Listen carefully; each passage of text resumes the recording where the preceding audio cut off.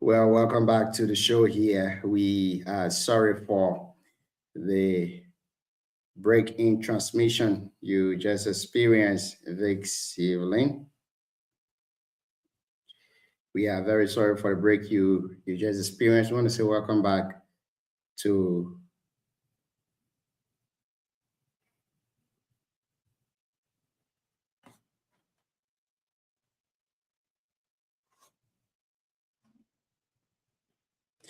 welcome back to the show, and it's great to have you guys on here tonight. We are very much sorry for the break you just experienced in transmission. It was due to some technical problem that we had in studio, but I think it's okay now. It's very much okay, and we can start the conversation. While we try to bring on our guests, let's try to at least update you with the happenings across the country. Let's try to update you with the happenings across the country too as well. Um, Again, my name is Johnny Payne, your regular host of the Heat Hour show here on BKS TV. On the Heat Hour, we say dialogue and not confrontation. We say words and not bullet. On the Heat Hour, we discuss varieties of issues ranging from politics, health, agriculture, entertainment, and a lot more. In tonight's edition of the show, we'll be hosting Mr. Edward. Edward will be our guest here tonight on the show. Ed is the Township Commissioner of Commonwealth Town Township. He joined us here tonight on the show as we discuss policy, governance, and politics too as well. DK, welcome. My man, while we're going on, you need to confess. We're talking behind the back. No, no, my first link I'm using is difficult to join when there are too many people. So I always have to use a third party link, which always give problem. But again, we are grateful to be back on the show here this evening. I need to give you explanation. Is that what you're saying? No, no, don't keep your explanation to yourself. I already get so many problems with you, so don't make me come outside for you. But how is everything? You only I saw a lot is on our plate that we need to discuss. I know they said we are hosting Representative Gompu Kagon tomorrow, and I saw exactly. something on our page that is really alarming. On Sunday, hopefully we'll host former Deputy Minister for Information, Isaac Jackson, Anthony Mhm. Isaac Jackson. So yes, so we'll have a very full weekend. So prepare yourself. Do you know Isaac Jackson well? Yeah, I know Axel very well. And tomorrow, which is Friday, we'll be hosting tomorrow we're going to be hosting Gompo Kago. On Saturday, we'll be hosting a CSO in the office of Honor Musa Hassan Bility. He will also be appearing on the show here as we discuss the office, the party, and all of those things. So we are very booked this week and the What week why after. you call CSO? The CSO in the office of Musa Oh, Bility. you mean a C? Oh, you mean a The COS? COS, sorry, the Oh, okay, the chief COS, of the office COS, staff. Yeah.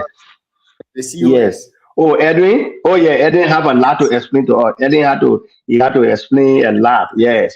His father and I worked together before when the father used to be with representative. What do you say? What do not? The father used to be political officers when I used to be political officer in the office of representative. Now Senator Koga. So yes, his father So and I come a while we are very with our long way, guests, very long. while, while we are with our guests, we can't let you go to that. I know say we'll go in Booyah. Have you sent the new link to him? Go ahead with your question first. Yes, he's already in the Yeah, the back. guest can come and wait. Then he be in studio. They'll be talking. Okay. Are you hearing us now, Edward? Definitely, you are very loud and clear. Very good. I think Okay. we can go on with this one as well. DK, let's put you in the back. You are the featured No, ask your candidate and question first. Edward is a policy. I want to answer your question before we go. you want to answer my question? How did you plan the Yes. election? How did you plan your election at UNICO and you got defeated massively like that? So I don't care how well I plan. The result that came is the result. And that result was organic. That Did you result was reach people out to who all the genuinely, Did you yes. reach So out the to people all the that reached out to the one that believed to vote for me voted. Okay. So how do you Go feel ahead. about that? What next? How do you feel of the I'm result, proud. Chief? You're I'm proud of it. very proud of that result. I'm very Okay, proud of let's that result. you know That 80 vote. When you ask a question, wait, let me explain now.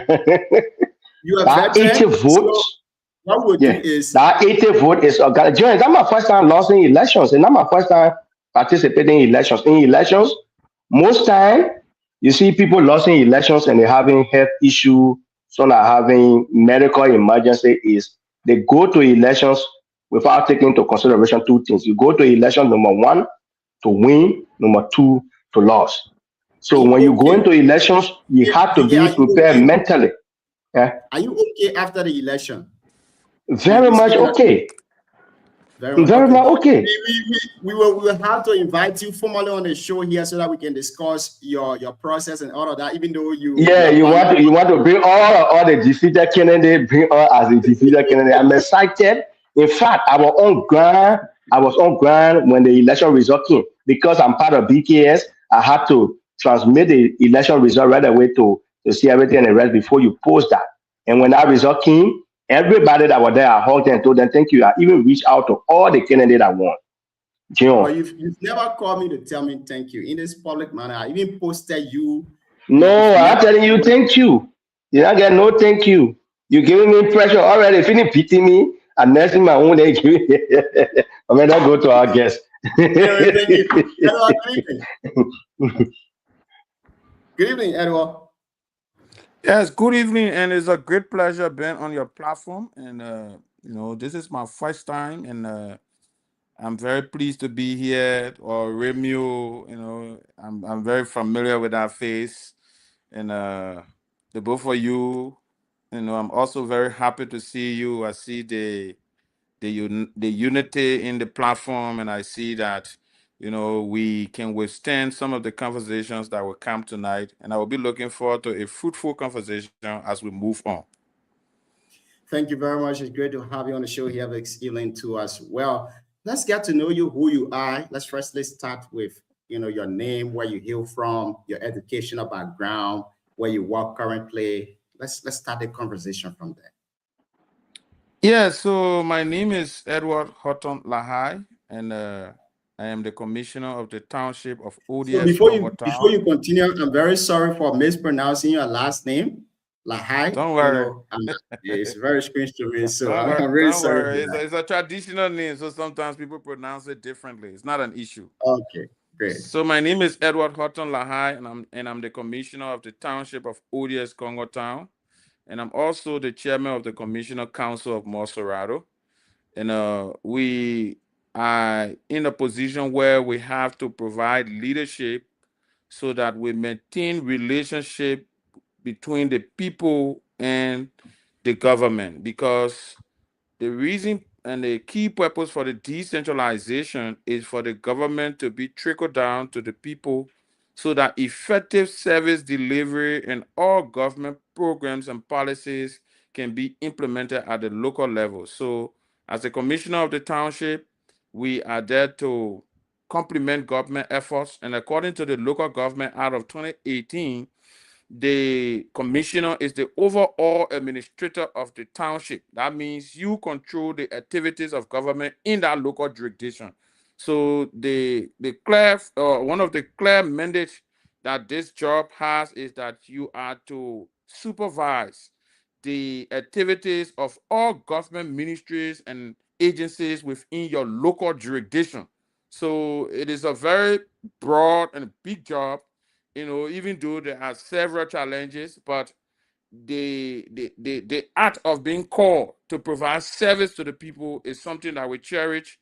And over time, when we got here, the mindset of a lot of Liberians, about the position of people who are commissioner, were that, commissioners are people who basically deal with land issue or cases coming from the community. But for the last 1 year, 10 months, or going to 11 months, we have changed our narrative to make people to understand that being a commissioner is not only about judging cases from the community or handling land issue. It's a broad responsibility to implement government programs and policy at the local level. Well, thank you. Thank you very much for that detailed introduction. Now, are you appointed by the government? When I say the government, I'm talking about the central government, or you are appointed by the county administration, which we consider the local government. City mayors, commissioners, and governors of boroughs are appointed by the President of the Republic of Liberia. So I So got you I are got appointed I got appointed by the president on the 25th of March 2024 and got confirmed on July 11, 2024. So this July 11 will make me 2 years in office. very good. Now we have a very good space to start the conversation with. Since you took over, what have been your major accomplishment and your challenges so far? So basically, when we got here, we noticed that there was a disconnect between the people and the office of the commissioner, and that was a big problem. If the office of the commissioner cannot be connected to the people, then that means the government is disconnected from the people, because you are the direct representative of the government within that local jurisdiction. The communities, the residents, the stakeholders, you are their first point of contact when they have issues and they want those issues to be resolved. When the communities have problems, when the stakeholders and the residents have problems, you are to be the first point of contact so that jointly you guys can engage to be able to resolve some of these issues at the local level. So when we got here, one of the biggest challenges that we met was a disconnect between the stakeholders, the community, and the office of the commissioner. So what we did was that we were able to do our community entry and carry out some stakeholder engagement. You know, Congo Town have a lot of stakeholders, including foreign missions. So we're able to engage embassies, we're able to engage some of the permanent stakeholders, we're able to engage community leaders, past and present community leaders. We were also able to engage our predecessors, people who serve in the current role that I occupied before I got here. Some of them are alive. We were able to engage with them. And also, we were able to engage with different groupings, youth groupings, women groupings, and we were able to make them to understand that the key purpose for which the office of the commissioner was established and brought to them was for citizens to participate in activities of government so that they can be jointly positioned in a way that they can be able to solve some of their own problems at the local level. So we were able to achieve in that, and currently there is this great relationship between the community and the township of Congo Town. So sometimes when the community has issues, their first point of contact is the office of the commissioner, and we can now work along with central government ministries and agencies to be able to resolve this issue. A recent example was the issue of the drainage. We had a drainage issue around the construction of the site where the overhead bridge is being constructed. So because of that construction, some of the drainages, the major drainages, they were closed.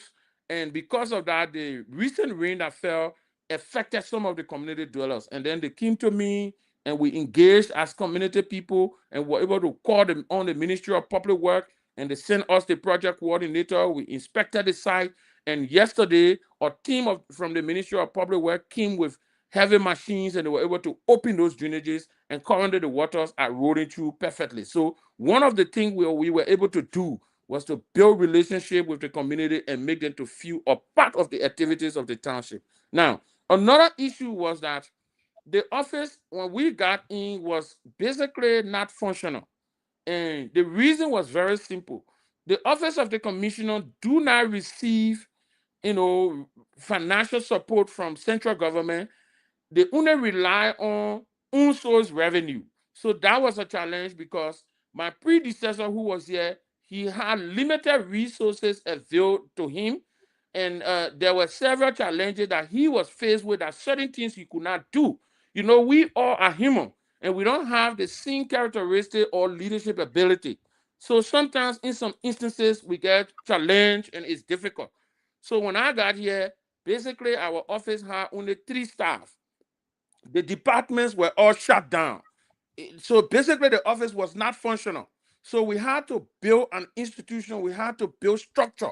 So what we did was to create several departments in the township. So we were able to create the sanitation department, we were able to create the technical department, we were able to create the municipal department, we were able to create the environmental department, we were able to create the office of the inspectorate and everything. So what we did recently was to combine those various departments and name them the Joint Inspectorate Division that is headed by the Inspector General, so that we can have a proper system of control within the township. So we were able to build that structure. When we also got here, the office was completely technologically unfriendly. So we had to make sure that in the 21st century, you cannot be running a local government office and you don't have a computer. That is purely out of order. And so we were able to make sure that departments in the township had a computer. So the clerk have a computer, the inspectors have a computer, and then our secretary have a computer. So currently we were able to move from 0 computer to 6 computer. And the office also was almost around being damaged. And one of the witnesses on your show is Romeo here. He saw the office at the time. The office was purely falling to the ground, and we were able to transform that office and make it a little bit functional and habitable for transaction between citizens and the township of ODS Congo Town. So we were able to move the number of staffs, most especially volunteers. We were able to move that number from 3 to 100. And because of the financial challenges that we are faced with, that number has reduced to around 70. So we are maintaining the number at around 70. And we are making sure that, when we got here, compensation provision was a challenge. So normally the staff, some of them left because they could not be compensated and all of that. But for the last 2 years, we have been regularly providing compensation for staff of the township. A little over 70 of them are maintained, both in sanitation, inspection, and other departments. They have been maintained to make sure that we provide service to our people. Another issue was that, the broader sense of the office of the commissioner is to make sure that we engage various sectors of the country in our local area. So when we got here, there were some challenges with the public schools. Public schools were challenged. There was a particular school called the Bashi Community School in Bashi Community. That school, the roof was completely broken down. It was leaking. Rainy season water would be falling on the students. The bathroom had no zinc, and it was an outside bathroom. And so sometimes when the students leave their classroom to go to the bathroom to use it, before they get back to class, they are already wet. We were able to make some intervention in our area and make sure that we renovate the roof of that building. And for the last 2 years we have been here, we have been providing both instructional material and school material for school-going kids. So there are several things that we have also been able to do. Now, one of the challenges we have was the issue of capacity, because at the local level, because of limited resources, you don't have the leverage to bring on high-level professionals who will provide some technical services for you. So you have to hire people who are willing to volunteer. So some of the people we hire, some of them male professionals, some of the high-level professionals who are willing to sacrifice. So that professional capacity gap, to close that gap, we were able to create several different opportunities. So we created opportunity for over 20 of our staff who are currently getting some computer education.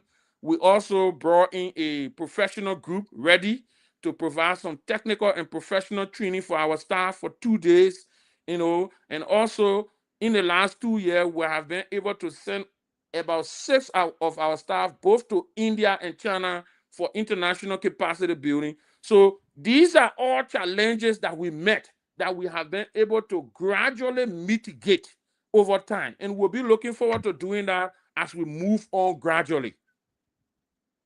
Thank you very much. I listened to all of the challenges you face and some of those challenges you've overcome too as well.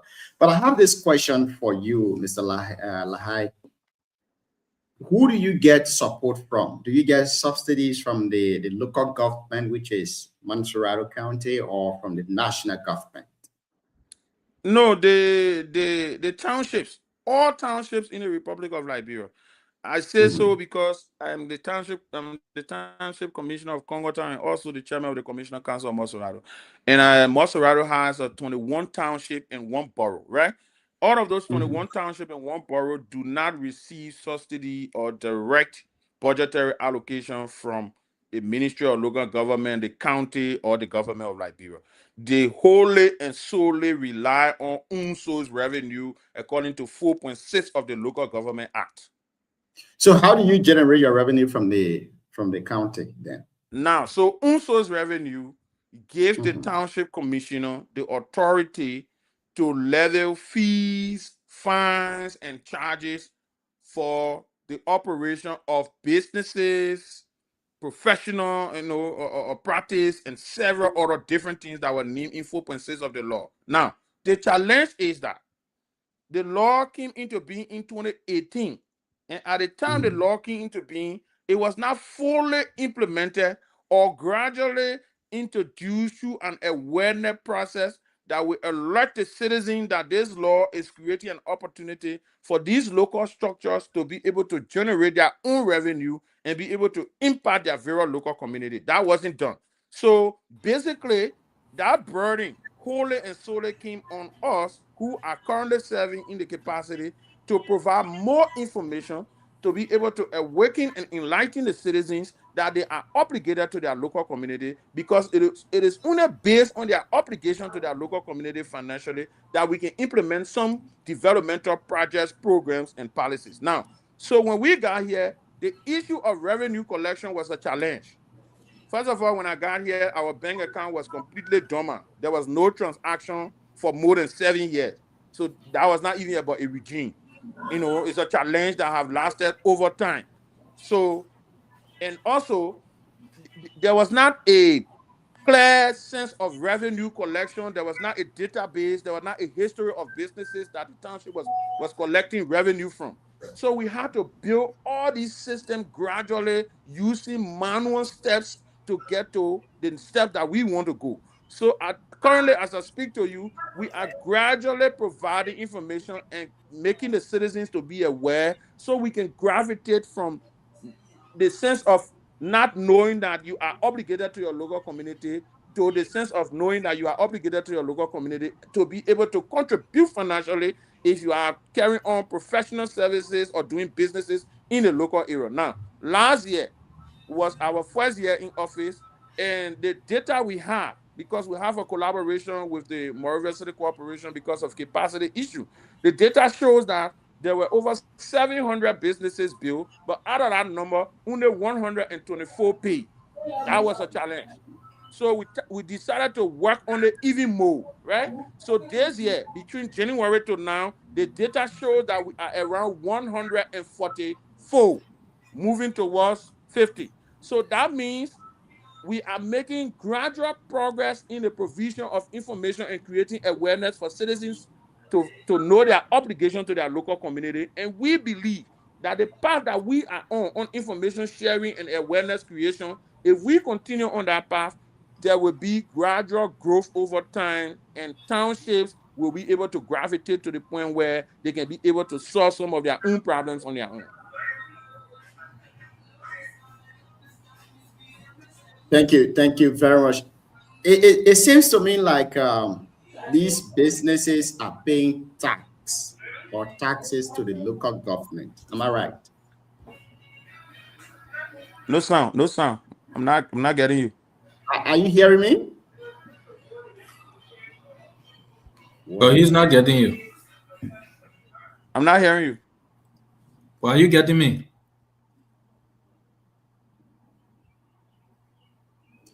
So can you please rejoin us? Okay, that would be great. Let him rejoin us. Siawete, good evening. Welcome to the show this evening. How you doing, Chief? I'm okay, Chief. Well, you carry my big brother DK. They flog you, they whip you. I mean, we'll bounce back. That's that thing behind a long time. Chris King here yesterday went to make fun of you got a whole group there, or they step in the place. They took over 25 minutes to keep us waiting. So, but you could not vote for us. Welcome back, Chief. Thank you. I'm getting you now. Okay, great. So I was asking, from your explanation, it seemed like the township pay a tax to the local government, which is the commissioner or the township commissioner office. Am I correct? Yes, that's what the law says. Okay, great. So what are you giving in return of these taxes that the businesses are paying to the local government? Okay, so that is a very salient and important question.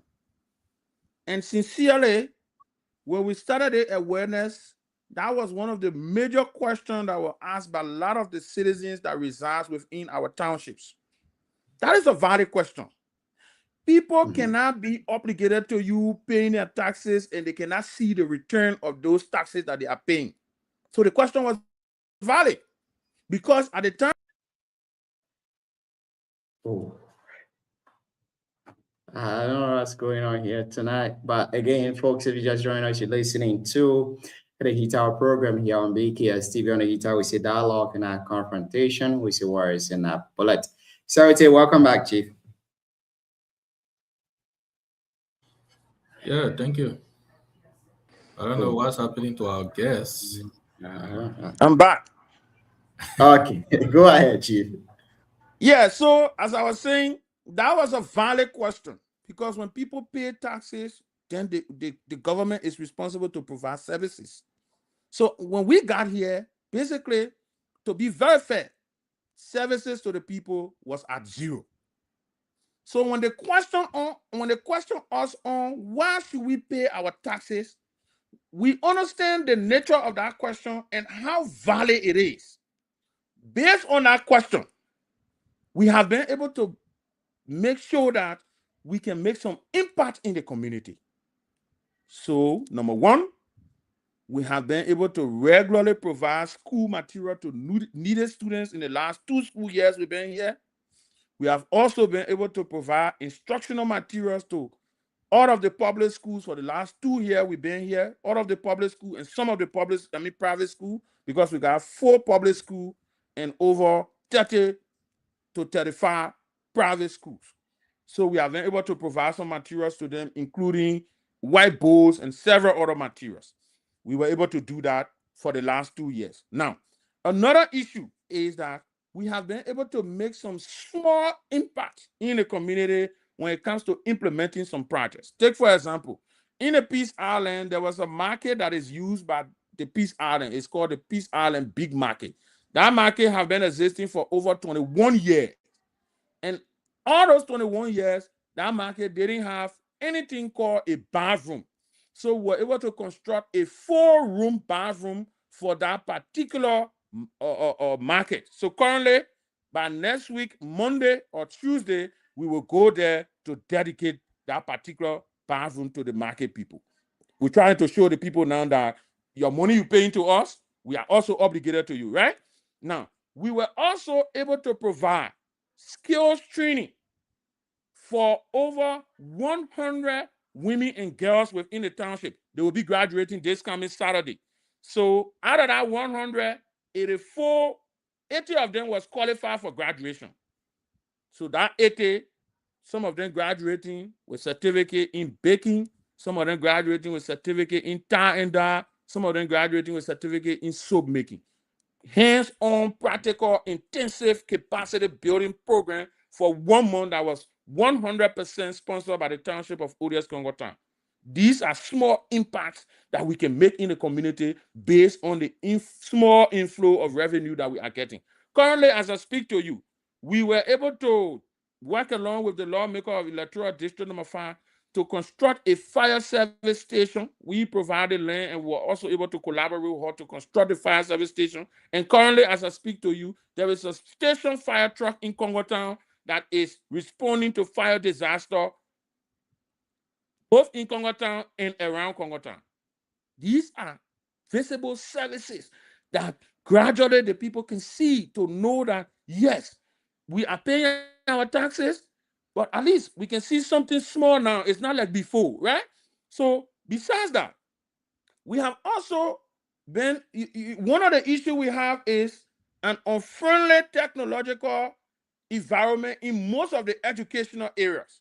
So quite recently, along with the DEO office, there was a mass meeting attended by 81 school administrators, and teachers, and were able to provide 2 scholarships to each of the schools in Congo Town so that their administrators and teachers can go and get computer knowledge. There was a situation where 2 schools told me that they got computer lab, but nobody to operate a computer lab.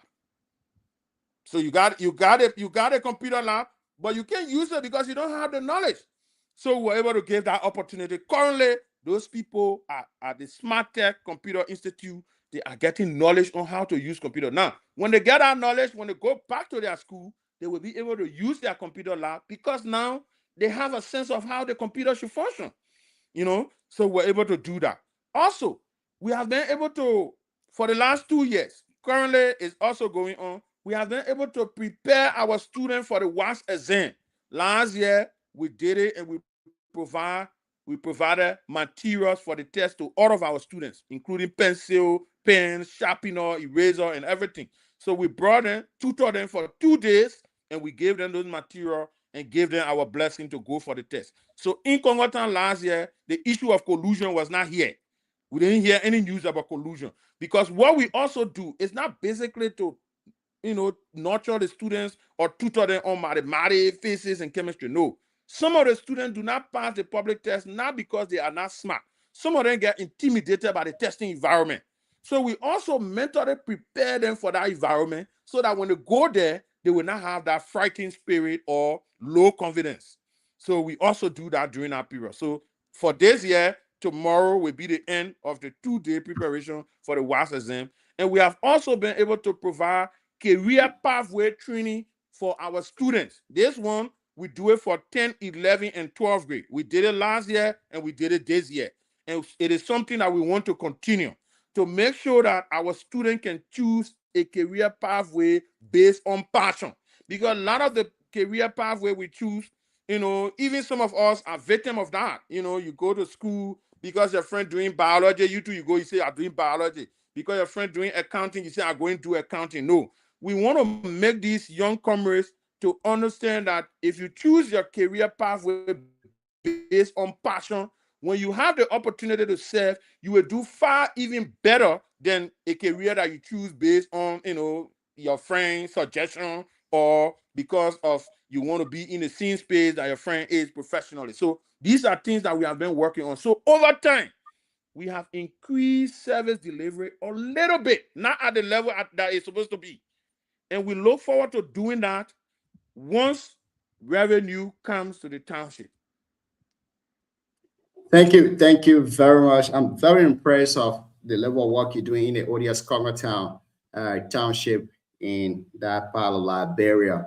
I'm very much impressed of all of these things you are explaining. I think this is what decentralization means to the Liberian people, and this is what the Decentralization Act or the Local Government Act encourages all actors to implement the Act for. Again, I want to welcome you to the show here this evening, and it's great to have you on here. We are very grateful to have this kind of conversation for our people to understand and also meet their commissioner. DK, welcome. Let's give you the opportunity to ask your 3 questions, and after that, we go to Siawite on the first round. You are muted, Chief. Sorry, I had to plug my computer and everything for it to charge. So I said, thank you, Mr. La. Welcome. I lived older Congo Town before for over 5 years. I used to live Pagos Island. So I know one of the major issues in Congo Town generally is the issue of a land dispute. Whether it's Pago Island, Peace Island, and the major ones usually with the Peloton area. What have you done, or since your administration, have you been able to really settle that land dispute, the one that is actually in Peloton, along the beach, approaching SD Cobra Road, and the very Peace Island and the Pagos Island?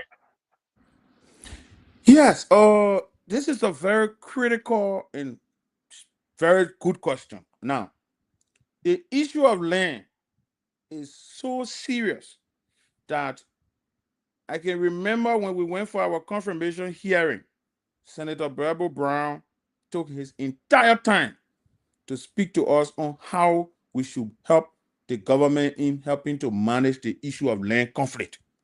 That is something that I don't forget. I keep that in the back of my head every time and every day. Now, some of the community that you name, the hotspot for land dispute in Congo Town is Peace Island. So Peace Island is the hotspot. We don't have a lot of issue coming from Congo, Paco Island, or even the Peloton you're talking about. There are few issues coming from there. But we have received the highest number of land dispute cases from Peace Island. So what we did when we got here, number one, we were able to set up a community resolution and dispute department at the township. And we brought on some experts and elders who will help us to be able to handle some of these land issues. And I can safely say to you that a lot of land issues have been brought before us at the level of the township, but we have been doing our best to be able to mitigate some of those land issues and make sure that they are solved appropriately at the community level. Now, in some instances, some people will challenge your judgment. They will go to the court. And I can safely say to you on this medium that out of the cases that have left the township of Congo Town and went to the court reaffirmed our judgment and sent those people back to us, and they were able to follow what we told them. Now, the reason we are having some struggle on the issue of the land dispute in some of these areas that we need is that, the wetland, Congo Town is endowed with the wetland. And 10, 15, 20 years ago, a lot of people go to the wetland, they encroach on it, they put structure there, and they are living there without any document, because we all know that the wetland belongs to the government of Liberia. And a lot of the times, they don't go to the government to give them go ahead to occupy these spaces. Also, there are some public lands within the township that some people occupy for years. And because of that, they feel so comfortable and they believe that those lands now belongs to them. And I can safely say to you, there are some instances where we have handled land cases where people go and they just prepare their own deed without going to the court or going to the Liberia Land Authority. They just prepare their own deed. They said, I'm a deed here, I don't want to get a place. In some instances, we have to make them to understand and put them on the right track.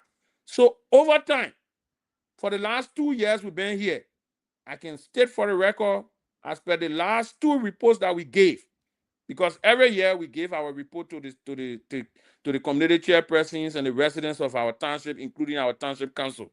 So the last 2 reports we gave shows clearly that we have handled a little over 300 land cases in 2 years. And out of that number, we were able to resolve majority of those land cases that came before us at the township level.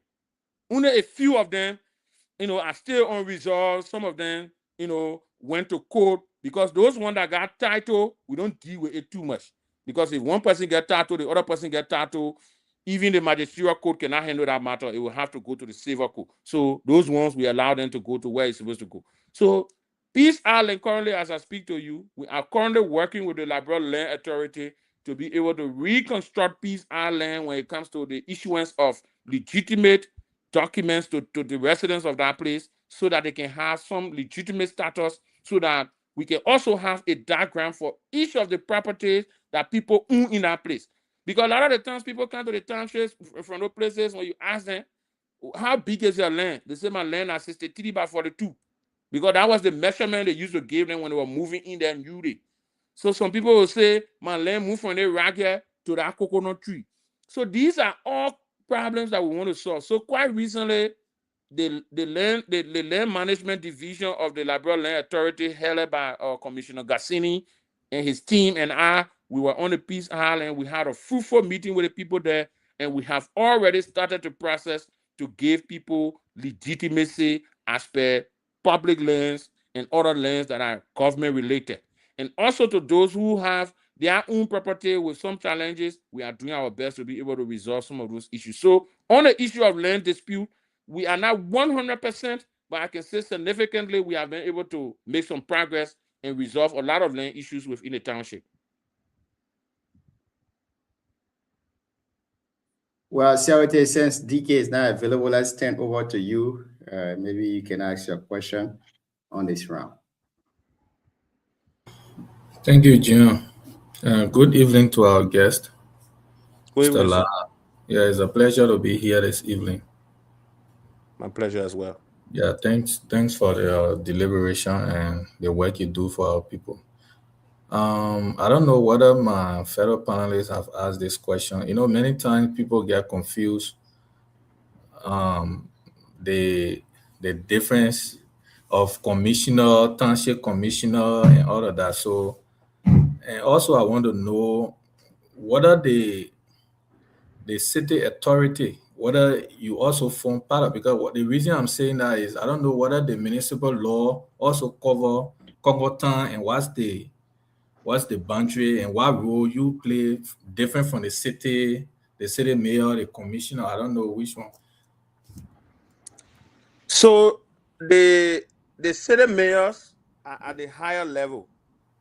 They are senior for the township commissioners. So the township commissioners, we are next in line to the city mayors. And then we have one borough in Liberia, that is the borough of Crutown. So all the 21 townships, one borough, and the 7 cities that we have in Liberia, they are all jurisdictions on their own. So the city of Monrovia is autonomous. The city of Monrovia report directly to the president, and then Pinsville also is autonomous. There are 5 cities that falls under the jurisdiction of Montserrado, and 21 township and 1 borough. All of those 21 township, 1 borough, and the 5 cities are all jurisdictions on their own. And that is why the president appoints a city mayor to these places and a commissioner, right? Now, the only way the city and the township can work together, except if they have a memorandum of understanding to operate together. In the absence of that, the law makes it very clear that the township commissioner controls his own jurisdiction, because the law says, as the township commissioner, you are the overall administrator of your local area. The city mayor is the overall administrator of the city. So everybody got their separate responsibility, and that is why the president appoints people to this area. Now, the essence of these separate local structures is to be able to create active decentralization. Now, to have active decentralization, so you go to the cities, from the cities, you got the township. In some places, you will get the towns or the district commissioner and all those things. So the township commissioner is different. The city mayor is different. They both control their separate jurisdiction under the law. So you don't form part of the Monrovia City Corporation, right? Or Pinsville? Follow. Not getting me? Are you hearing me? No. Let's Junior, I'm not also getting you, Junior. So rejoin us very shortly, Chief. Please do that for us. Please rejoin us very shortly. Again, if you just joined us here tonight, you are listening to the Heat Hour program here on BKS TV. Siawate, welcome, Chief. Even though you keep a bit late. Yeah, but let's hear you. What's on your mind? A couple of things. Right, I think he's here now. So yes, I'm getting you now. Okay. I'm getting you now. Oh yeah, okay. Yeah. So the reason I asked that question just to know your limit, in terms of functionality, and all of that. So sometimes when so for the township of Congo Town, we fall between 2 cities. So okay. Our township is between Pinsville and Monrovia. So our township starts from the car wash. When you come from ERW Junction, there is a car wash there around where they got Osali. So the township starts from there and goes straight to Vamuma. So Oro, Gaetan, Tubo, all those places fall within the township of ODS Congo Town. So township of ODS Congo Town runs from the car wash to Vamuma. That is our jurisdiction. So under the law, we are not to function beyond that jurisdiction. We are supposed to function within. So some part of Cinco fall under your jurisdiction. So we only have part of FE and Rototown. Yeah, that's what I said. Some. So in terms of revenue, you collect your own revenue. You don't interfere, or the city don't interfere with your revenue. No. Okay. The law makes it very clear. As the township, you're supposed to collect your own revenue. But Chief, when we got there, 3 people can collect whole township revenue. The township got 44 community. We got 91,631 people. We got 4 electoral districts that make up the township. 3 staff can make it. So at the end of the day, because of that capacity gap, we had to collaborate with the city of Monrovia and say, to build our capacity, you will collect certain revenue that can give us hard time to collect, and we will collect certain revenue that we believe in our confines will be able to collect. Now, the essence of the township taking some of the revenue is to be able to build on their own record system over time, because there will be times everybody will go to independence. So if you continue to rely on the city 100%, when our time comes, it will give you hard time. So we are using these times, number one, to collect data of all of the businesses within our township. That data have already been collected. Number 2, to also test our ability to collect our own revenue at the small level gradually and see how we can make it in the next term. So the contract we signed is for 3 years. So after 3 years, we will review our performance to see how well we are performing. If we are not at the level that we're supposed to be, then we'll have to continue with the city. So gradually what we are doing, we are building systems to pull the township to a point where they can have their own data. So for the first time in the history of our township, we are going to launch our own website very soon.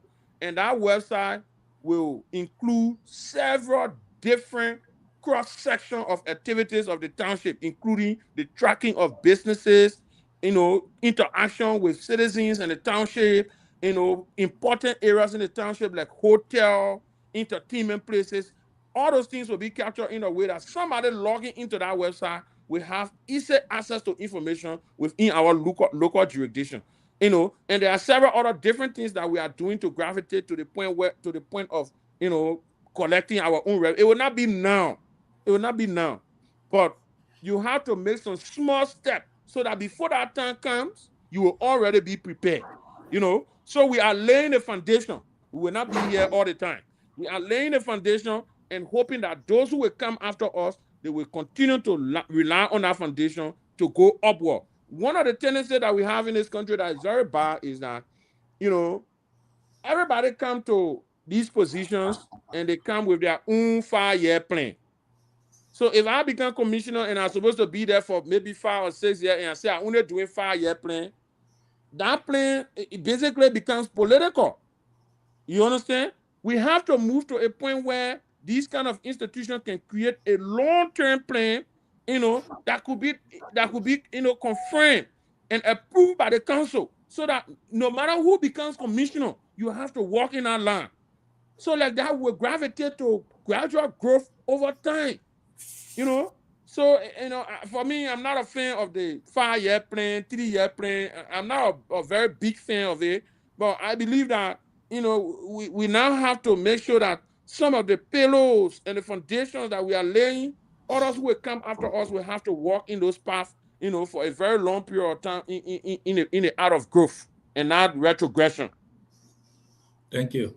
Gentlemen, last question, please. Well, I mean, you got a very good vision for the township.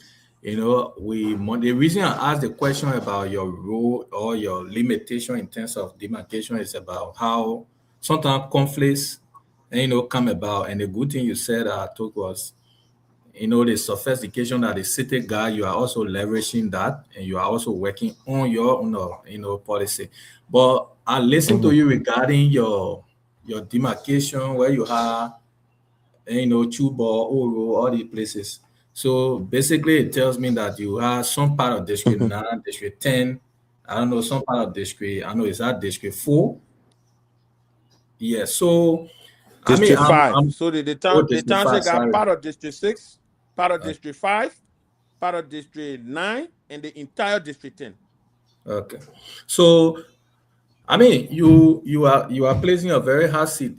I know you come from a political party, and then you have, the leadership. For example, the Congo town that you are commissioner for, it has all these people. And I think, if I'm not mistaken, half of them are all, opposition, like we say, to the government.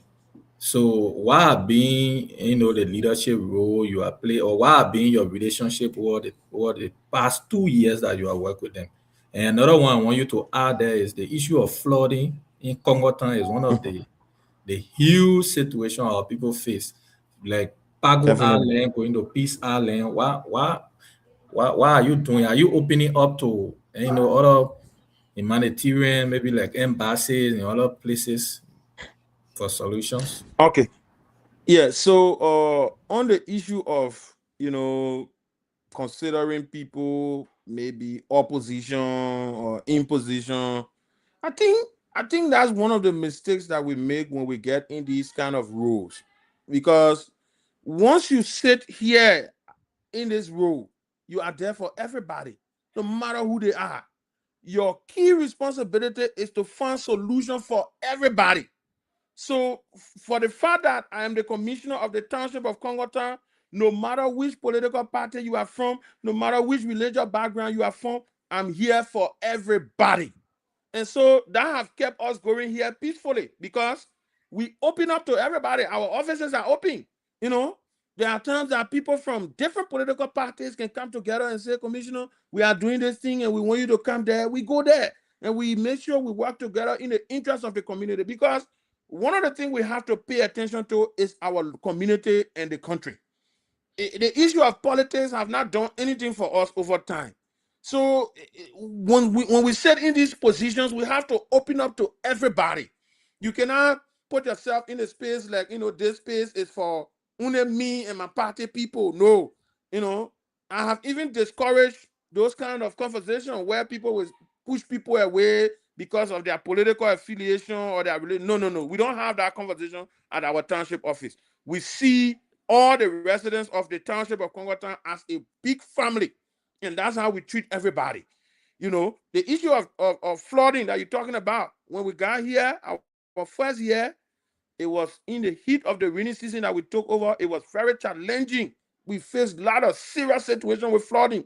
But once we had that experience, we started to provide early warning to our citizens on the issue of cleaning drainages and opening waterways. So before we could get into the rainy season, some of the community leaders they organized themselves, and we went there. We provided materials and we provided food. In some instances, we go there and be with them. We all work together to clean the drainages, open the waterway. So we once there is more rain, we will experience flooding, because we cannot rule that out 100%, because some of the places that people build are 100% in the wetland. So you push the water, when the water is supposed to come, it will find a way. So in some instances, the water will take on some people, but we have been able to manage flooding at a certain level since we got here. And we look forward to doing that over time, But in some instances, take for example, somebody there is a place that was a flooding September 21 or 2024, and I went there somewhere around Cabra area. So the people in the swamp, they built a mud all the way up, then they put a zero on it. The water went there, And in some instances, they built a block over one another, and they were trying to find refuge over the block. It could not work. They had to leave. So constructing in the wetland is also very challenging. And when the rain comes, sometimes it will give these people a hard time. But the country, Macerado hosts most of the population, because we all know this is where all of the opportunities are. We got all the opportunities here. And that's why normally I say one of the biggest security risks that we have is the issue of unemployment. And for us to solve that problems, we need to make sure that, factories, companies, and other organizations can come and they invest in the rural area. That's the only way we can decongest Montserrat. In the absence of that, where you got more opportunity, there where you will get more people. So, over time, we have been able to handle the issue of drainage at a minimum level, and there was a time in last year, through the government of Liberia, we were able to recruit, over 30 people who were basically focused on drainage cleaning. And our sanitation department also this year have been engaged with communities. They have been doing some drainage cleaning and continuously we do that. Even this coming Saturday, we have another activity with one of the community called Divantan. And over time, we will be going from community to community.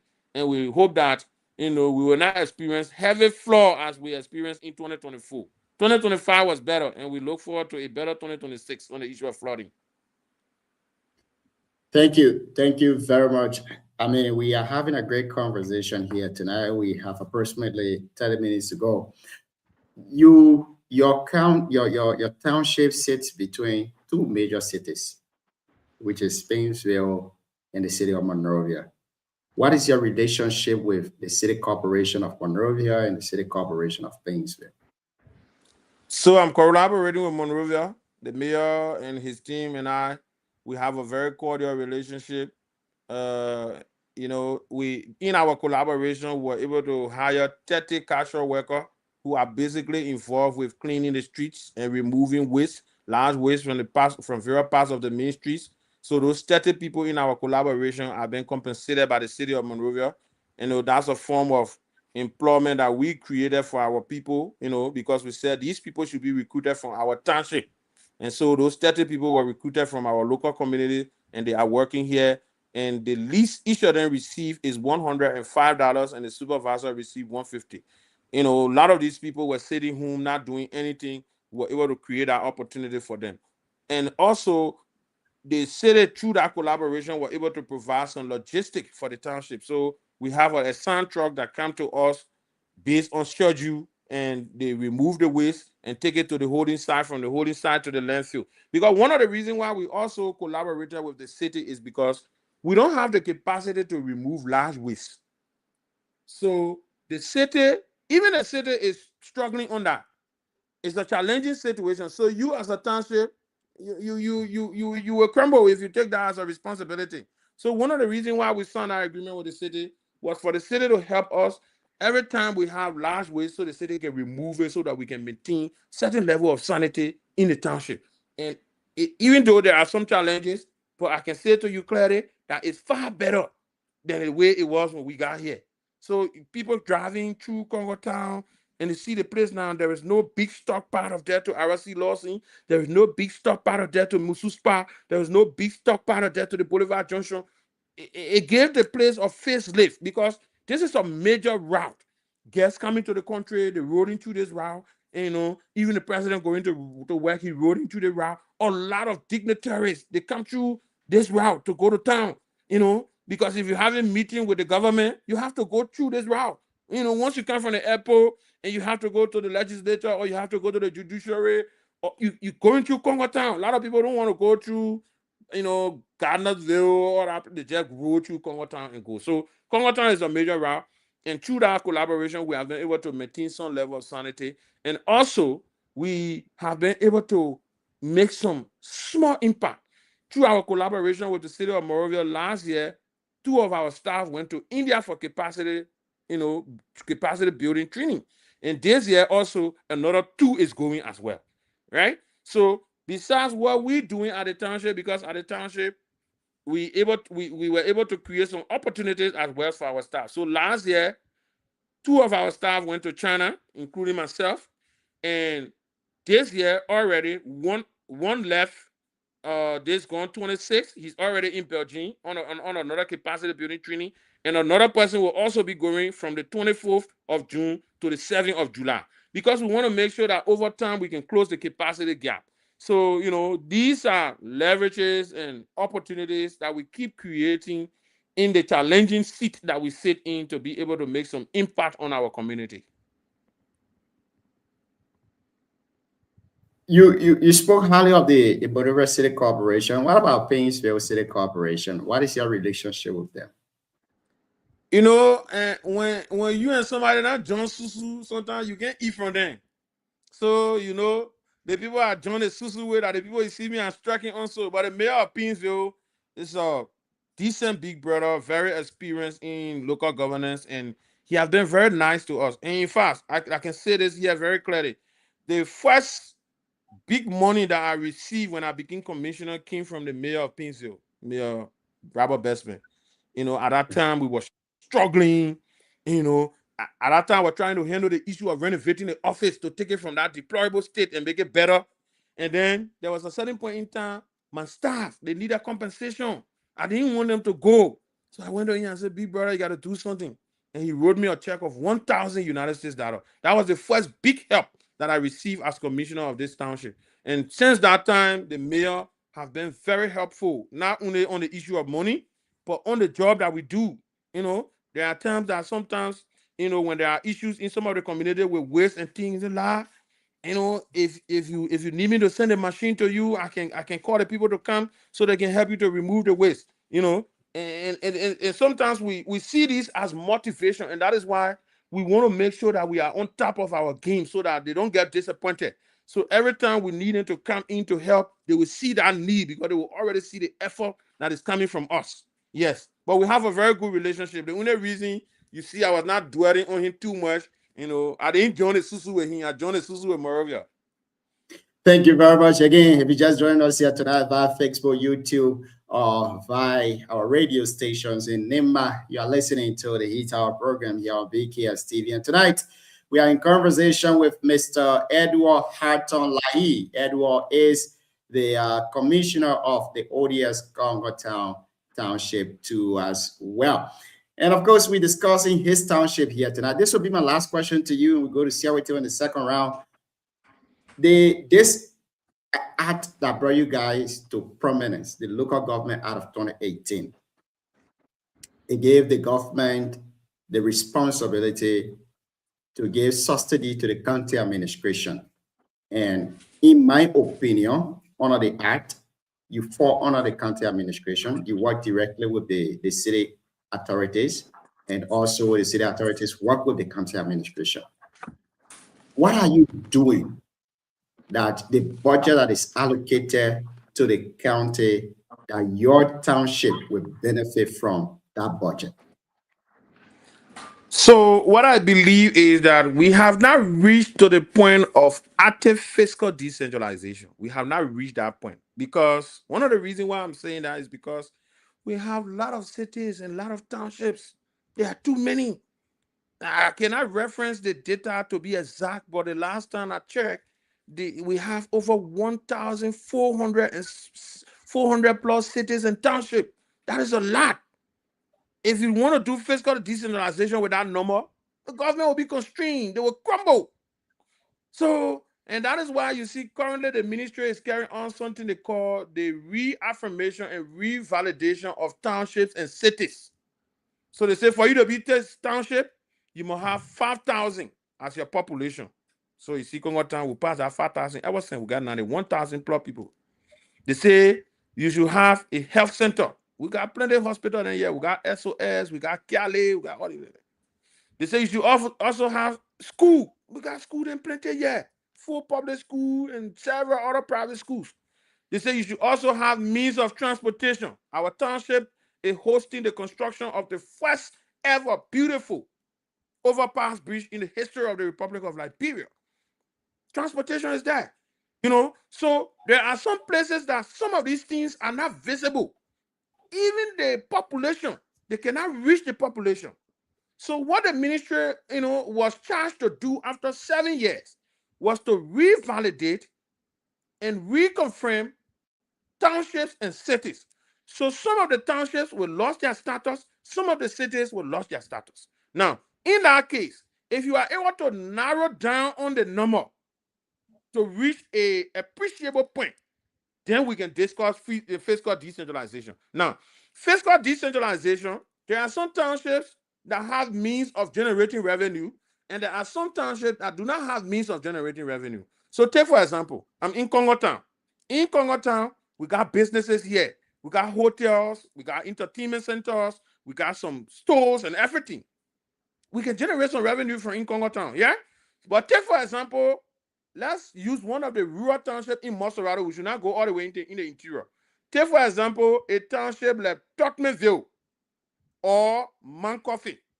When you go in that township, beside the small houses you will see on the road, you can see no shop, you can see no store, you can see no hotel. Those people, financially, they will be challenged more than Ahu in Congo Town, right? The argument we're making for fiscal decentralization is that if you give it Congo Town 10 naira, that means a township like the Mancoffey or Totmanville should receive at least $50 or above, because they are in need of more money than Congo Town. Because the law says we must go collect our own source revenue. I got plenty of businesses that if they are knowledgeable that are supposed to get money from them, and I have that enforcement authority, I will collect that money from them and I will get more money. But those people, they don't have the businesses there. They don't have hotels. Some other places that when you go there, the shop that there are only one. So their revenue stream is very tiny. So fiscal decentralization will help to make sure that some of these townships in the rural area that don't have a lot of opportunity to be able to grow. Because the essence is that these townships should be able to create their own developmental programs. They should be able to create some policies that will transform their community. All over the world, so the countries that you see transforming, it is because of the structure of local governance that they have. You know, I had the opportunity to go to China twice last year. What I saw there can only happen if the country is decentralized and fiscally decentralized as well. You know, Thank so you. get a man, you get a man a city or you get a man a township, the revenues from there should be used to undertake his developmental programs and policies. I interacted with the Ghanaian embassy here, and one of the things they said to me was that in Ghana, there is a local government assembly that they do every year. So in that assembly, money generated from those local community, you will bring up your project, your plan for the year. And then when that plan is approved, they expect that you will implement those plans and you will report, you know, to the central government. So these are all things that we are looking at over time, you know, but for now, we are not at the stage of fiscal decentralization. We are not there yet. Thank you very much. Again, if you just joined us, we have Commissioner Edward Harton Lahi here tonight. And of course, we're discussing his township, the ODS Congo Township too as well. DK, welcome on the last round. We gave you the opportunity to ask you 2 questions. And after that, we go to Siawiti to take us home with the You know, ask the man, where you coming from?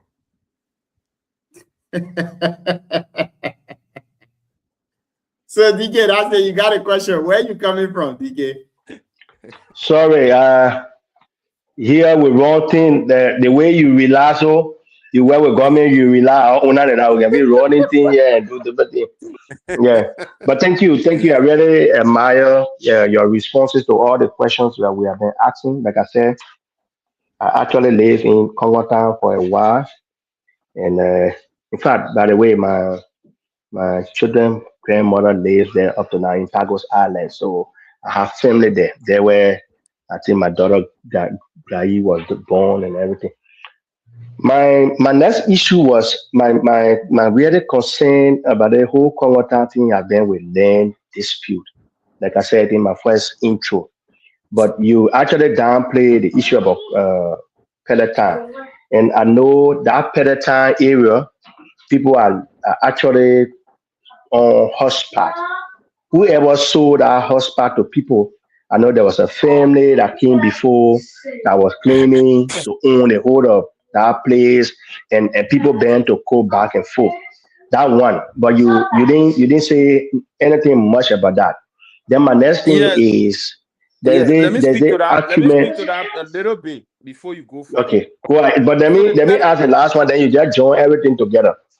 I think I listened to you sometimes ago when the whole overhead bridge construction was beginning, and you made the statement about Peace Island, that Peace Island belongs to the government. You as a commissioner, are you creating awareness so that in the future the current residents in Peace Island will not come up with resistance? Because sometimes there are a lot of people who have made a lot of investment in our place, there where they live with their children, their family, and and the rest. I know when they were making road there, people property were being damaged and the rest. Are they aware, the residents in Peace Island, are they aware that this place belongs to government? Whether it take 100 years or so, they will definitely kick them out. And are they aware that if government wishes, they can compensate them or not? They can just clear the place and government will take over that land. I'm aware that most of the people who move in our place were during the war, people who are living in the current Ministry of Health and people who are living in our old defense ministry, because I used to be a regular Morovia boy at the time when that particular place was opening around 2003, 2004, and 2005. Yeah, so on the issue of Peloton, that's what I wanted to speak about first before I go to the Peace Island issue. On the issue of Peloton, we have received not many complaints from Peloton. And that I'm not really downplaying it, but we have not received many complaints. A lot of the times, the complaints that we receive from Peloton normally shows that the same family are the one contesting either for the horse on the land or a portion of the land. There have not been the heated contestation since we got here about maybe land issue or whatsoever. Also, one of the things that we have been able to curtail, because sometimes we who sit in this position can be the cause for some of these problems to come. There are some people who can come from out of the country who spend 20 years, 30 years, and they come back and they say they can't locate their land. And then they come to you, the commissioner, and say, oh, I got a deed. You can help me to farm my land. I will do this. I will do that. No, we don't do that. Because at the end of the day, if you have a land in 20 and 30 years and you can't come to check on our land or to do anything on our land, then there is an issue, because even the law, even there is a portion of law that guarantees people who notoriously occupy a land for more than 10, 15 years, they can argue adverse possession and you can lie on their behalf, So the issue of Peloton has not been downplayed, but we have not received, that kind of contesting complaint from Peloton. Now, the issue to pronounce Peace Island as a public land was one of the most difficult things that I have done as the commissioner of the Township of Congo Town. But I believe it was necessary because at the time, people were being removed from property that they have lived on for more than 30, 40 years. They were very comfortable living there. There was no information that some of these places belong to government. And at the end of the day, these people were dispossessed in a way that they felt unhuman. That was a situation that we didn't want to happen to any of our citizens. So as part of the awareness that we're supposed to carry out, we made that pronouncement. It was a big thing. And I can say to you, after I made that pronouncement, there was a big meeting called on Peace Island that almost, I can say, the entire community attended. That meeting was held on the football field, completely packed. And I went there. In fact, before I could go there, people were calling me, say, Commissioner, don't go to that place. You already tell the people, say the land for government, when you go there, they will be vexed with you. But I took that sacrifice. In fact, I went there alone. I didn't go with any security or anybody because in some instances, we have to be responsible for the statements that we made just by the position we occupy. So I went there and I made them to understand.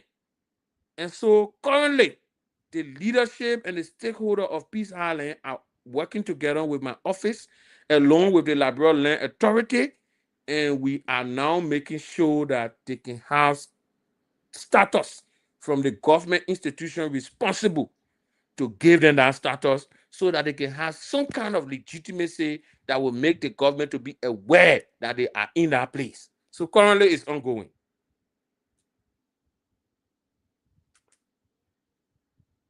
Thank you. The next thing is security.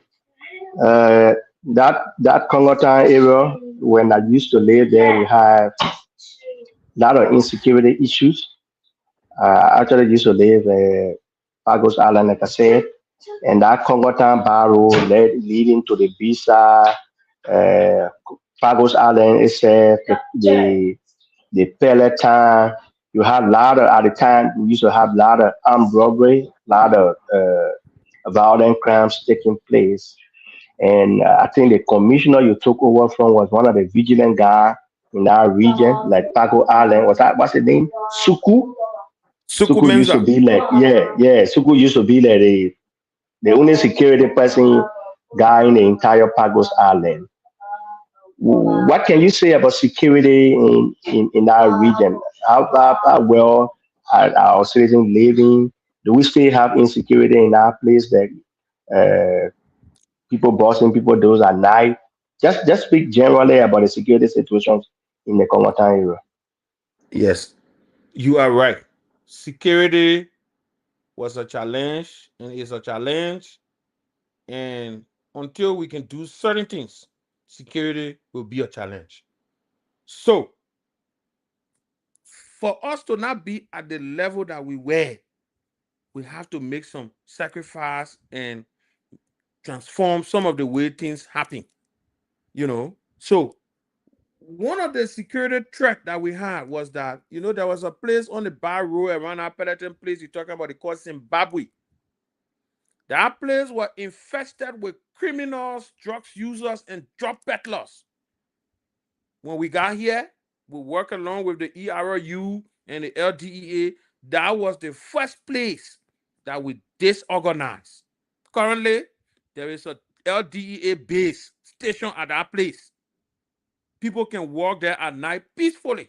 That was the first operation, security operation that we took on when we got here. Now, number two, when we destabilized that place, then the company started spreading out. Some of them started coming to Boulevard Junction. Some of them started going to Peace Island. It began a threat to the community. So the community post started calling. Oh, commissioner, and they finished moving the people from Zimbabwe now that in the community they come here. That was a challenge that we had to deal with, right? So number one, on the boulevard, they used to be there day and night. They just be washing car. When they finish washing the car, they take that money, what they wash the car for, they go to buy their thing, they take it, then they just be sleeping with their heat. We need to solve that problem. There were over 50 in our place.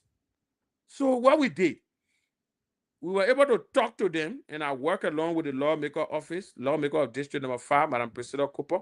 She provided some clothing and food, mattresses, and were able to take 35 of them from the boulevard and send them for rehabilitation. Quite recently, one of the guys came to my office and said, Commissioner, the way you sent me and not the way I came by are different now. Me and you can sit down on the same table to eat. And I was very happy. So we're able to send 35 of them for rehabilitation. Another issue is that at the community level, we also need to help ourselves. So what we were able to do, we were able to bring the community policing department to one of our community meetings. In fact, 3 so far. We brought them to 3 of our community meetings so far. But at that time, we brought them to a big community meeting with all of the chairperson and their leadership and the community service people. So there was this connection of creating various community policing in various communities within the township. So your community, you always mention Paco Allen. The current chairman is Uriah Taylor. So Uriah Taylor and his team was able to work together and establish a community watch forum in Paco Island.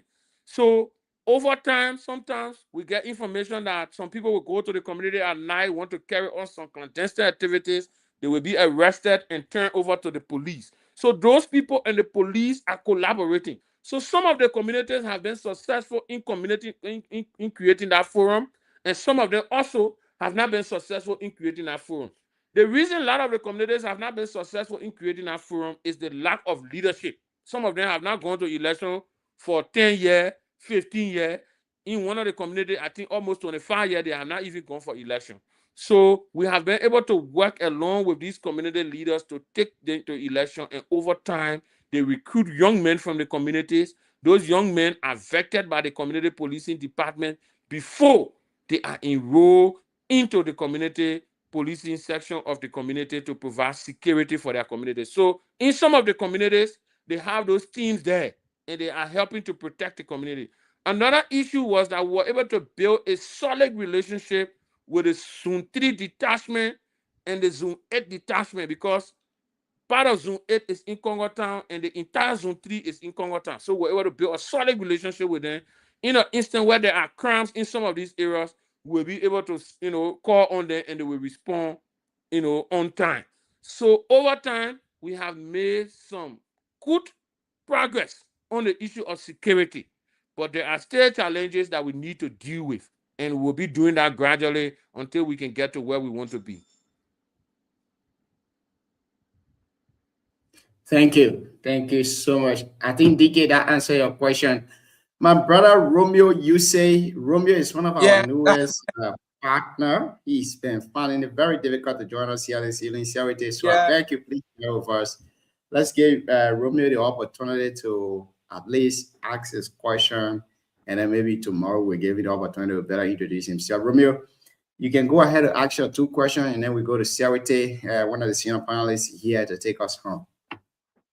So, let me say thank you again, Junior. I've been finding a difficult time when it comes to the issue of internet in our country, and this is Liberia anyway. Yeah. So, Honorable Lahai, the commissioner of the ODS Township, and I care to know about your own long-term plan when it comes to the political angle. If there is an ambition, maybe the contest future of maybe the 2029 election, or maybe the by-election in district, is there a political ambition?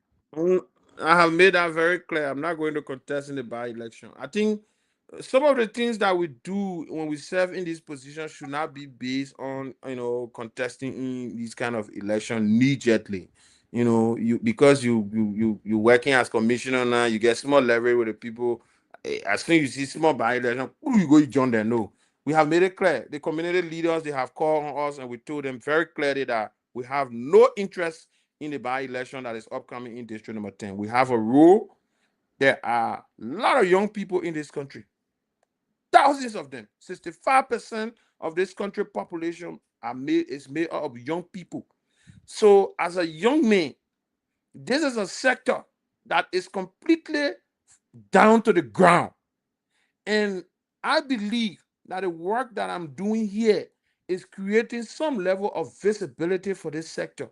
I cannot leave just in 2 years. No, except I'm called out by the president, but I'm going to be here, work along with the people so we can get the necessary growth that we're supposed to get, and our successor can take on from us and continue onward and onward.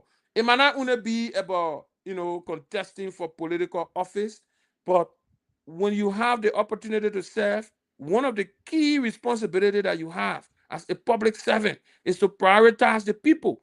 And you should not be doing that because you wanted to vote for you tomorrow. You can't do the job for which you are called to do. And what the reason the people elected the president that appointed you was for them to experience change in leadership, for them to experience growth, for them to experience transformation. And let me tell you, sometimes we get distracted because we pay attention to political benefits. I won't run. So a lot of the people who want to run, they get distracted. You don't want to pay attention to appeasing the people in the district that they want to run in. And sometimes even for them to take some decisions, it's very difficult for them. Let me tell you, the Oro around where they got the Joba market, I think my brother D will know that place. Oro, that place is a tight area. When we took over, the market people used to be on the main quota that the car is supposed to be on. We took a strong decision. First Saturday in February, we cleared our whole place and took them from the main road and put them in the market hall. And some of them were there, they were angry. 2029, we will not vote for you. We can't be paying attention to election when we have the opportunity to lead. And that's why the country is far going behind. In this country, we pay too much attention to election than providing service for which we are called for. The time for election will always come. But at this stage, you have the responsibility to deliver on the basic social services that the people need. You have to do that. And when election time comes, you can go to your election business. But as a public official, I don't believe you should be paying attention to election. And that's why you see in some instances, and I don't encourage people creating political atmosphere at the level of the job we do. No, because you distance of a portion of the people from the government, and that's not supposed to be your role. You're supposed to make sure that everybody participate in government activity at the local level. So we are the stabilizers. The local government officials, we are the stabilizers. To have a better economy, it got to start from the local government, the community, the township. To have a better economy, it has to start from the community, the township. So once the local government is solid, you will have a solid country. So we don't want to mix the job we do with all that politics and everything. No. We want to pay attention to what we got on hand.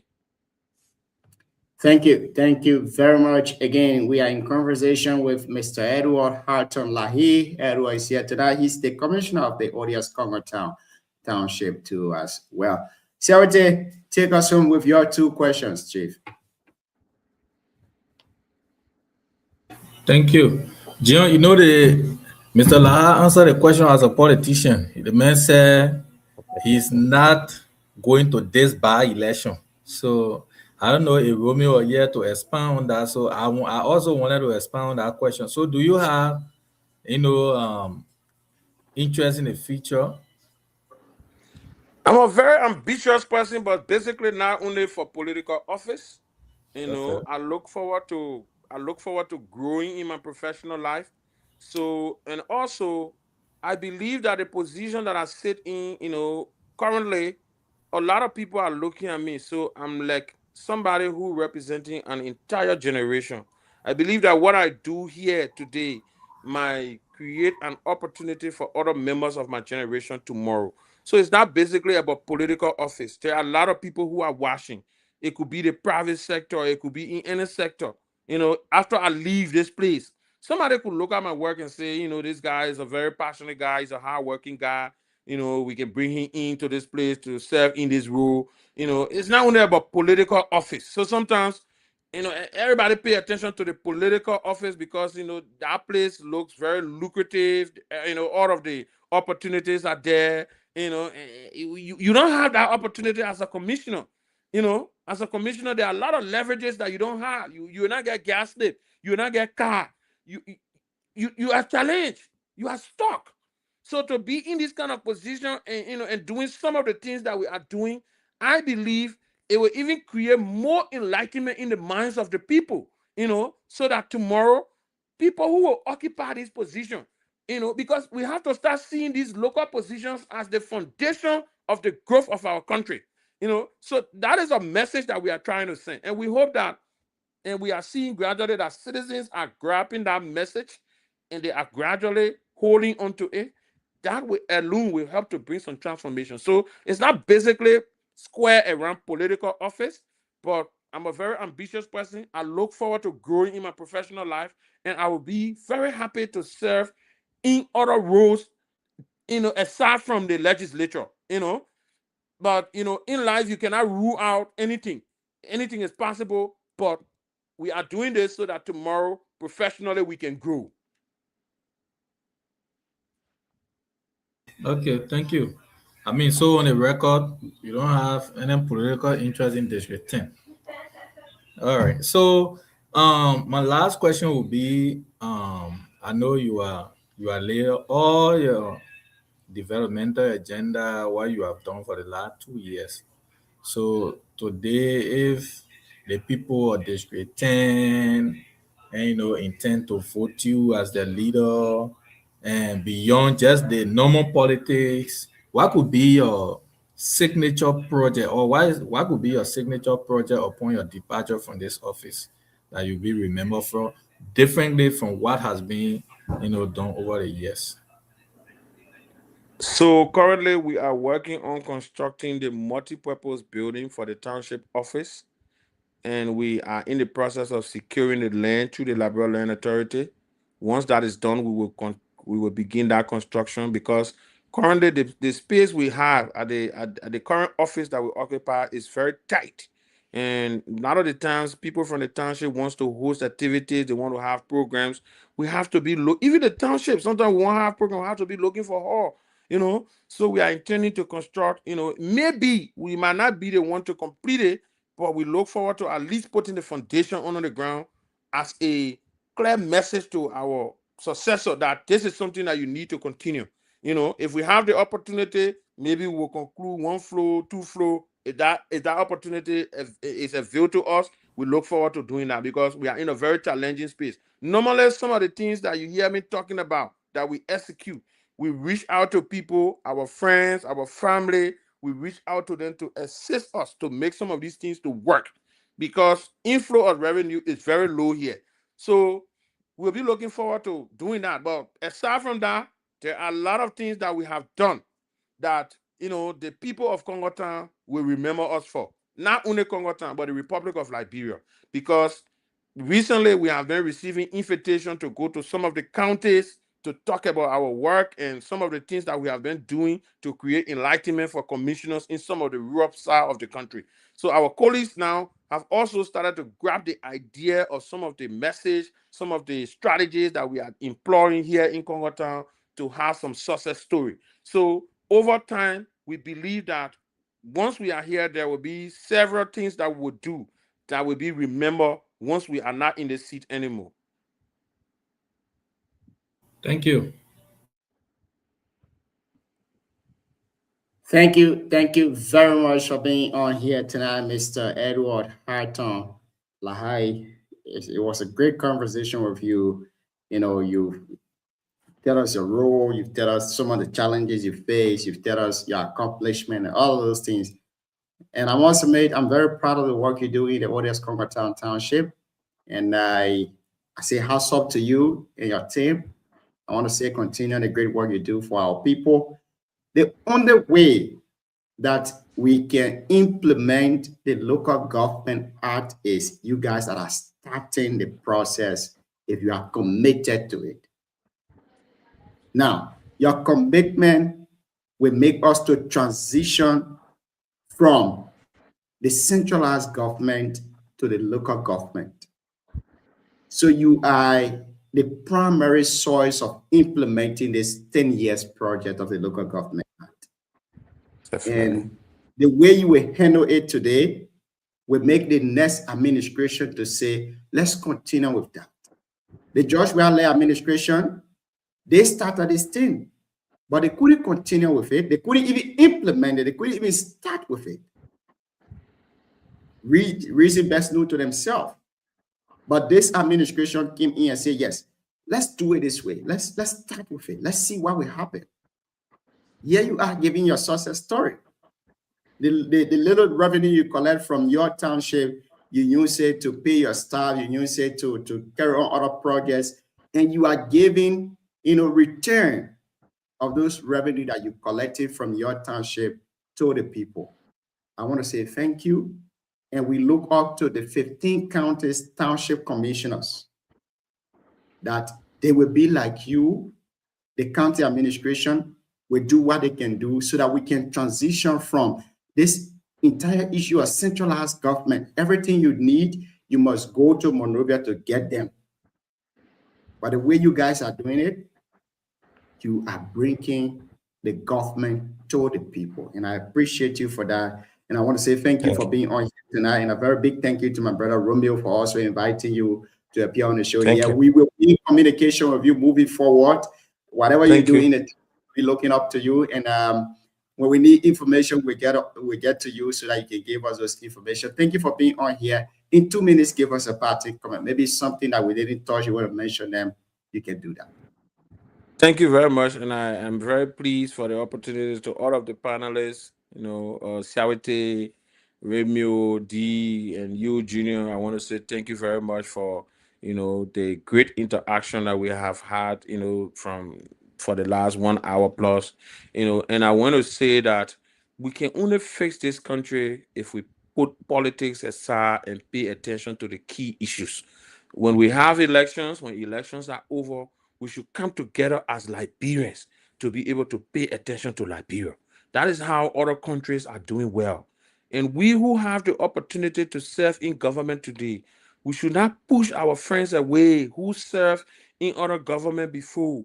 You see, for me, I have a very good relationship with my predecessor. Sometimes people see us together, they say, but the other two people, they're really friendly, because people believe that the tradition is that predecessors should be fighting.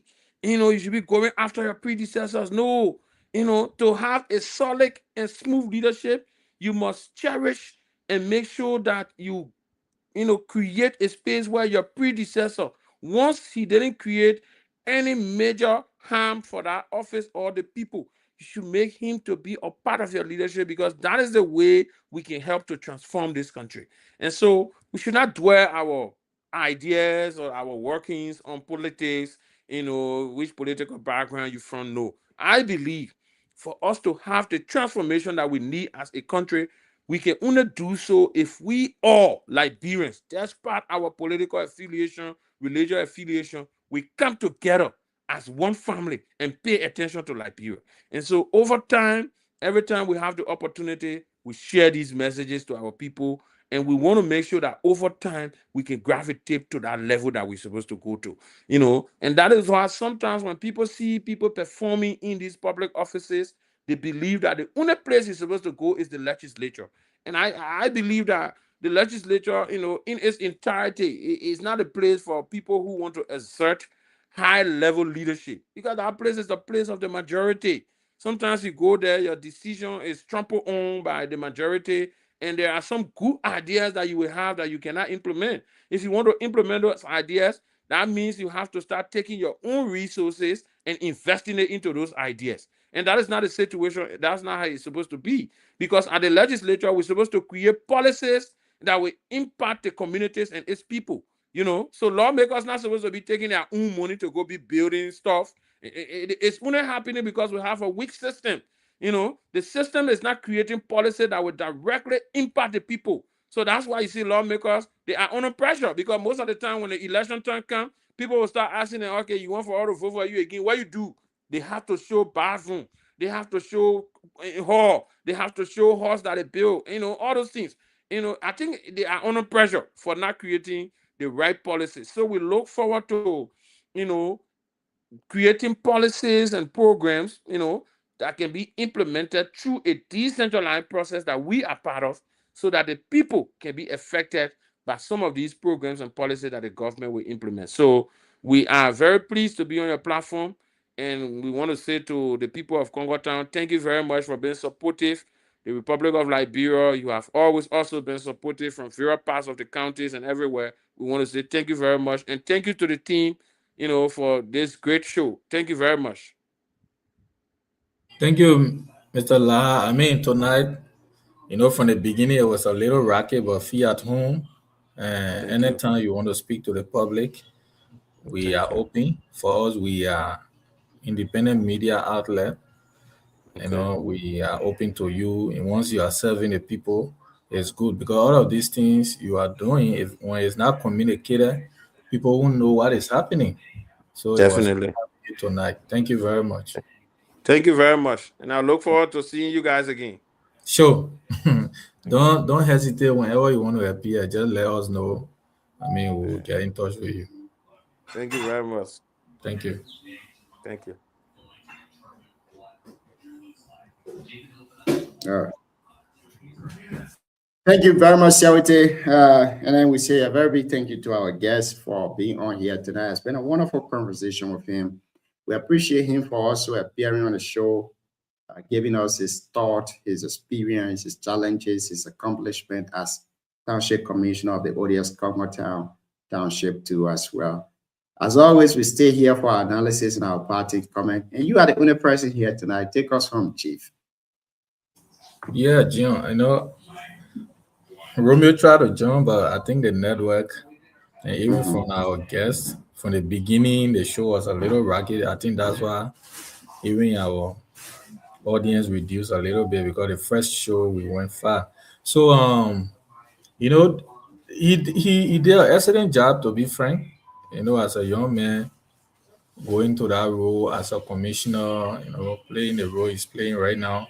And one of the key things, the reason I'm asking about the demarcation is because most time you see how he smartly answer that, because the municipal government always want to take responsibility of the entire city. There are there are demarcations of all these places. The local government make it very clear. The Monrovia city, while the shoe is the largest, city in the country, when it comes to capacity, they are hugely involved into almost all of the cities.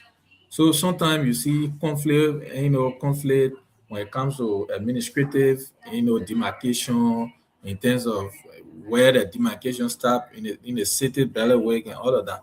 So smartly, before from the beginning, it was not easy, but the good thing is at least they have all reconciled, because what he said tonight, it clearly shows that his office in the Monrovia city, they are working closely. The Pinsville City Corporation, I think there are little things that it can be said, but for what I noticed, always, because he's sitting in a very tight spot. You got Yeke, you got where any is if where any district non-representative, this guy from CDC. So I mean, he's in a tight spot. So on the overall, he's doing his best. As a young man, you go to leadership, you have to do something. But he's a politician, though. He has his own ambition, like he said. So his ambition could not just be the representative or what have you. But once he gets something to show, that's a stepping stone in leadership, and he's doing pretty well. And to be frank, that's one of the strategic township. The township, then when I in Nima, the common thing is, you just see the judging cases and all of that. But that young man is collecting taxes because he got the city of Sincor and all those places under control. So in terms of revenue, and that he's doing pretty well, because the demarcation is showing from ERDB around ERDB Junction up to Vamuma is a very huge, 95,000 people. If you even do your common arithmetic in terms of even somebody paying $5 per month, that's a huge, figure. So it's good. It was a good time, having him. We hope to get him the next time, and we hope to be here tomorrow. Thank you. Thank you very much for being on here tonight. Siawate, our big brother DK, the CEO, and the rest of the folks. We want to say thank you for being on here. And to our followers, we want to say thank you for listening to us here tonight on the Thursday edition of the Heat Hour program here on BKS TV. We're going to be back tomorrow for another brand new edition of the show. I've been Junior Payne alongside Siawate. So get you guys tomorrow.